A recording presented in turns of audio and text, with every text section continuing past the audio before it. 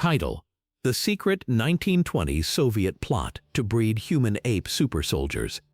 In 1926, a Soviet scientist arrived in French Guinea with vials of human sperm and official government funding. His name was Ilya Ivanov.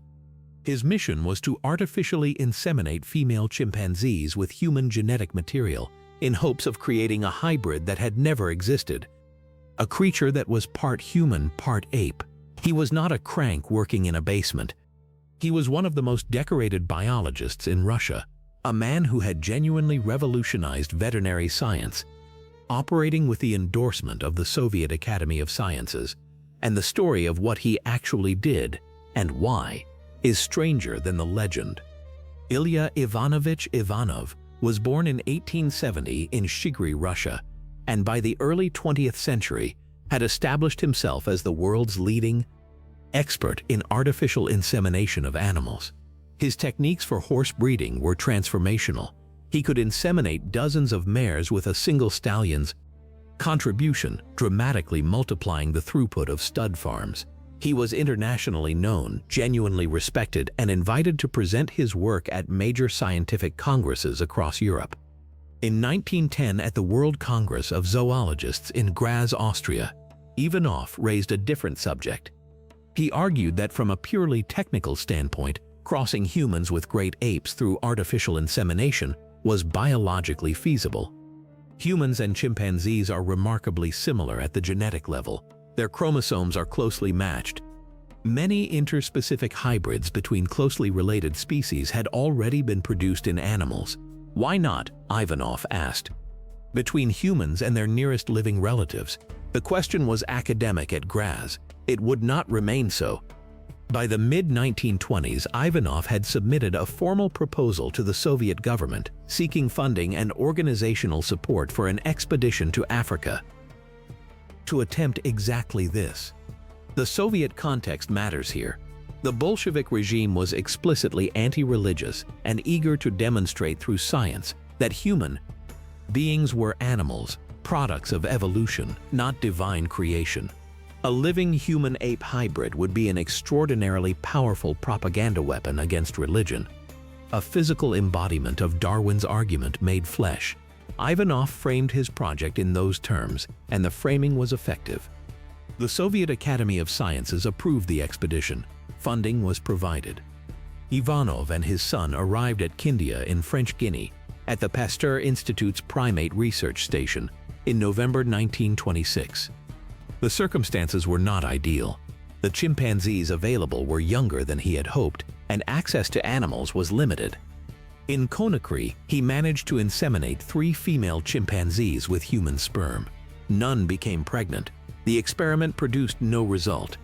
There was a second phase, which remained secret for decades and which is documented in Soviet archives accessed by researchers in the 1990s.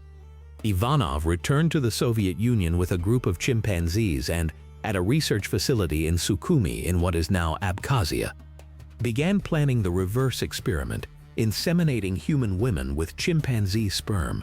He solicited volunteers and reportedly received several responses, including from a woman who wrote that she would participate in the interest of science.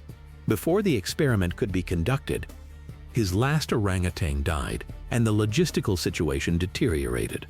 In 1930, Ivanov was arrested, not for his experiments, but as part of the broader Stalinist purges that swept up many scientists and academics. He died in exile in 1932.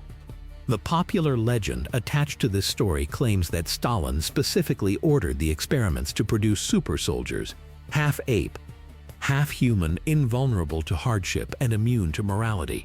That version has been repeated widely and makes for a better story. It is not well supported. Stalin's personal involvement is not documented in the historical record. The framing Ivanov used to secure funding was ideological, anti-religious propaganda, not military. The super soldier narrative appears to be a later embellishment, fed by Cold War desire to portray Soviet science as inherently monstrous. What is documented is stranger in some ways than the legend.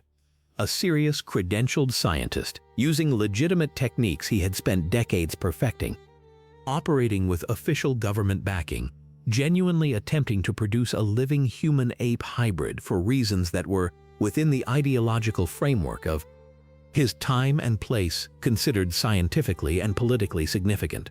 The attempt failed at the most basic level. No pregnancies resulted. But it was not, from Ivanov's perspective, a bizarre personal fantasy. It was a research program. From the perspective of modern genetics, the experiment was always doomed. Humans have 46 chromosomes, chimpanzees have 48. The difference is not as simple as it appears.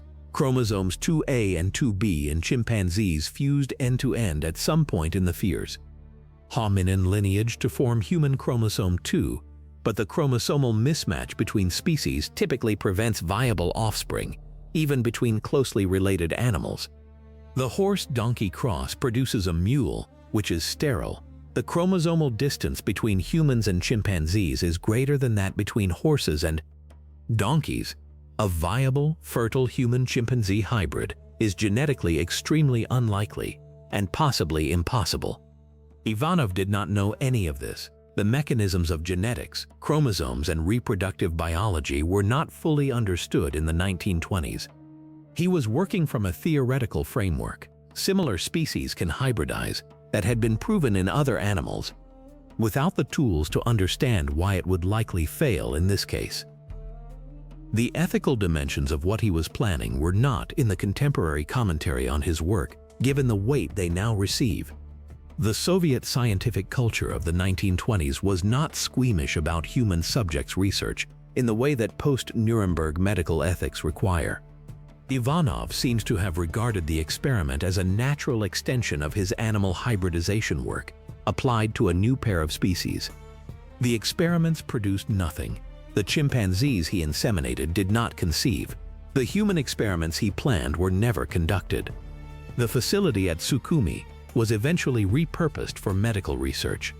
Ivanov died in Alma-Ata, far from his laboratory and his ambitions. What the story leaves behind is a strange kind of historical object, a genuine scientific project funded by a state aimed at something that biology itself made impossible, motivated by ideology and institutional ambition, and entirely forgotten for decades.